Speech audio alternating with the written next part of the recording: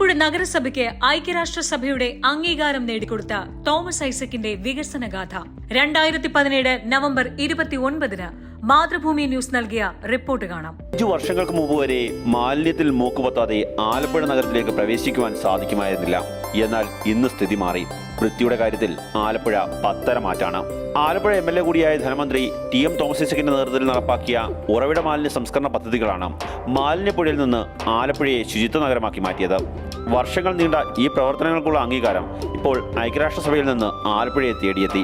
ജപ്പാനിലെ ഒസാക്ക, മലേഷ്യയിലെ പൊനാങ് എന്നിവയടക്കമുള്ള വൻ നഗരങ്ങൾക്കൊപ്പമാണ് ആലപ്പുഴയ്ക്കും ഐക്യരാഷ്ട്രസഭ പരിസ്ഥിതി വിഭാഗത്തിന്റെ അംഗീകാരം ലഭിച്ചിരിക്കുന്നത്.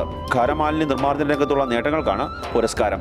ലോകത്തിലെ 5 നഗരങ്ങൾ ഒരു നഗരമായിട്ട് ആലപ്പുഴ പ്രഖ്യാപിച്ചിരിക്കുകയാണ്. ഈ സെഗ്രിഗേഷൻ വഴിയുള്ള ഒരു രീതി കേരളത്തിലല്ല, ഇന്ത്യയിൽ തന്നെ ആദ്യമായിട്ടാണ് നഗരസഭ നടപ്പിലാക്കുന്നത്. രാജ്യത്തെ മികച്ച ശുചിത്വ നഗരങ്ങൾക്കടക്കം നിരവധി പുരസ്കാരങ്ങളും ആലപ്പുഴയെ തേടിയെത്തിയിട്ടുണ്ട്. നമുക്കും വേണം ഇത്തരം അംഗീകാരങ്ങൾ. അതുകൊണ്ട് പത്തനംതിട്ടയിൽ ഇത്തവണ തോമസ് ഐസക്.